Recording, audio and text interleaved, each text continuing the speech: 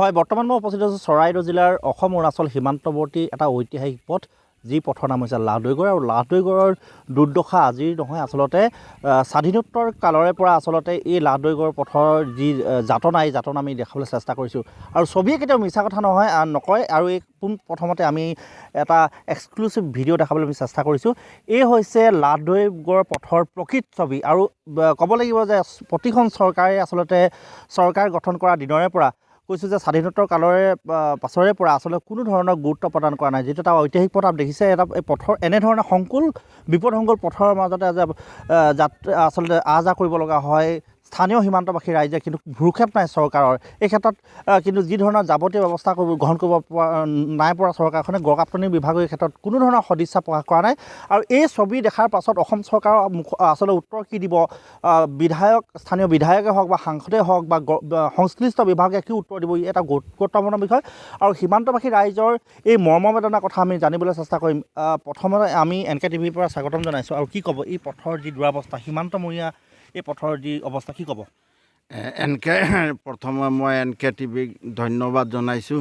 আমাৰ যে এই একদম অতি পিছপৰা গাঁও, সীমান্তৱৰ্তী অঞ্চল, এই আমি মানে জন্মলগ্নৰ পৰা এই পথছোৱা এনেকুৱা দেখি আহিছোঁ বুলি ক'ব লাগিব। স্বাধীনতাৰ আৰু জন্মলগ্নৰ পৰা এই পথছোৱা এনেকুৱা জৰাজীৰ্ণ হৈ আছে।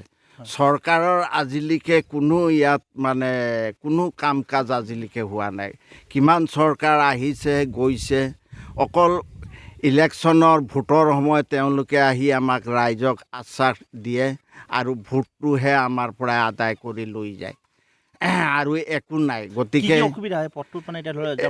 পথটোত আমাৰ অসুবিধা হয়।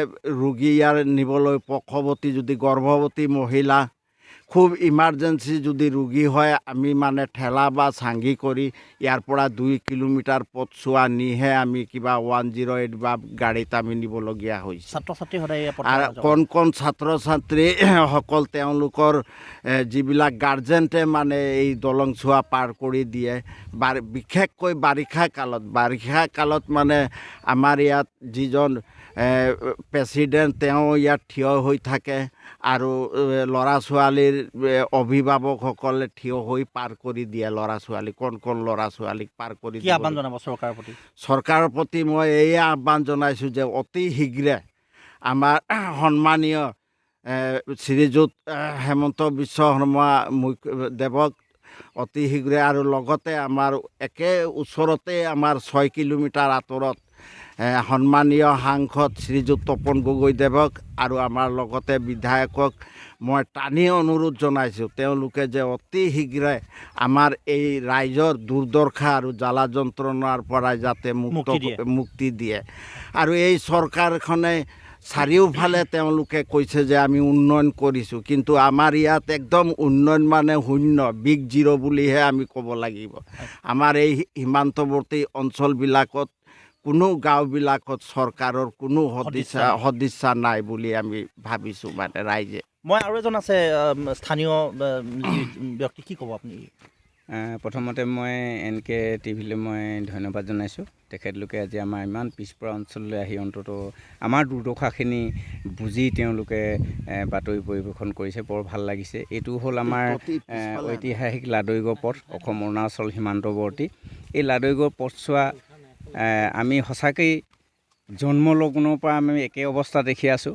আৰু এই দলংখন আপোনালোকে দেখিছে, এই দলংখনত আমাৰ মানে কণ ছাত্ৰ-ছাত্ৰীসকলৰ অৱস্থা অতি দুখনীয় হয় বাৰিষা কালত মানে আমি অভিভাৱকসকলক প্ৰতিদিনেই আমি ফোন কৰি জনাবলগীয়া হয় যে মানে ল'ৰা ছোৱালীবিলাক যাতে এই চিৰিয়েদি পাৰ কৰাই দিব লাগে। আৰু ছুটিৰ পাছত শিক্ষকসকলৰ লগতে আমি তেওঁলোকক পাৰ কৰাই দিওঁ, এনেকুৱা এটা অৱস্থা হৈছে মানে। লগতে আপোনালোকে দেখিছে বাৰিষা কালত ৰোগীসকলক আমি মানে এই যমৰ যাতনা বুলি ক'ব লাগিব, ৰোগীসকলৰ মানে যমৰ যাতনাত ভুগিবলগীয়া হয়, তেওঁলোকক মানে চাঙি ভাড়া কৰি মানে নিবলগীয়া এটা অৱস্থা হয়।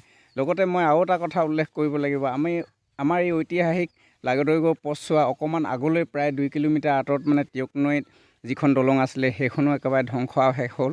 সেইখন সিপাৰে যি থোৱা আমাৰ লাহদৈগড় পথ আছে, সেই পথছোৱা অৰুণাচলবাসীয়ে ইতিমধ্যে মানে তেওঁলোকৰ মানে এই দখল কৰি লৈছে, লাডৈগড় ছিন্ন বিচ্ছিন্ন কৰি ৰাখিছে। গতিকে আমাৰ লাডৈগড় পথটো যাতে সুনিশ্চিত হয় তাৰ দাবী জনাইছে।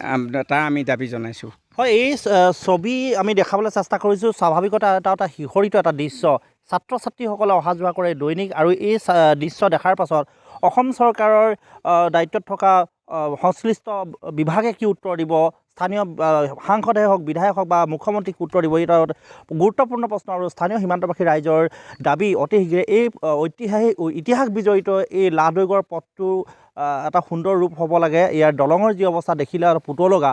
আৰু স্বাভাৱিকতে অসম চৰকাৰৰ যি শ্লোগান, গাঁৱে ভূঞে উন্নতিৰ বিকাশৰ প্ৰকৃত ছবিখনৰ ফুফুলা ৰূপ এটা দেখাৰ চেষ্টা কৰিছোঁ। আৰু ক'ব লাগিব যে ঐতিহাসিক লাহদৈগড়ৰ বহু আচলতে মাটি ইতিমধ্যে বেদখল হৈছে, আৰু স্থানীয় ইয়াত অৰুণাচলীয়ে যি মাটি দখল কৰাৰ গুৰুত্বপূৰ্ণ অভিযোগ হৈছে। ইয়াৰ পাছতো আচলতে কি ধৰণে বিভাগে গুৰুত্বপূৰ্ণ সিদ্ধান্ত গ্ৰহণ কৰিব, কাৰ্যক্ষেত্ৰত কি পৰিণত কৰিব, তাক লৈ উঠিছে এটা গুৰুত্বপূৰ্ণ প্ৰশ্ন। আৰু আমি দেখাবলৈ চেষ্টা কৰিছোঁ যে কাষৰে যি উপপথসমূহ আচলতে অতি দুখ লগা অৱস্থা। আৰু এনেধৰণে আচলতে বাৰিষাৰ সময়ত, যিটো আমি খৰালিৰ এতিয়া বাতৰি পৰিৱেশন কৰিছোঁ, বাৰিষা সময়ত আচলতে ইয়াৰ যি এই ছবি আচলতে দেখিলে ভয়াৱহ ৰূপলৈ পৰিণত হয়। আৰু এই ক্ষেত্ৰত বাৰিষা অহাৰ আগমুহূৰ্ততে আচলতে বিভাগে কোনো ধৰণৰ গুৰুত্বপূৰ্ণ পদক্ষেপ গ্ৰহণ নকৰাৰ ফলতেই আচলতে ভয়ংকৰ ৰূপলৈ পৰিণত হৈছে ঐতিহাসিক লাহদৈগড় পথ। আৰু NK TV দৰ্শকসকলৰ আমি প্ৰকৃত ঐতিহাসিক লাহদৈগড়ৰ প্ৰকৃত ছবি আজি গ্ৰাউণ্ড জিৰ' ৰিপৰ্ট আমি NK TV দৰ্শকসকলক দাঙি ধৰিবলৈ চেষ্টা কৰিলোঁ। হয়।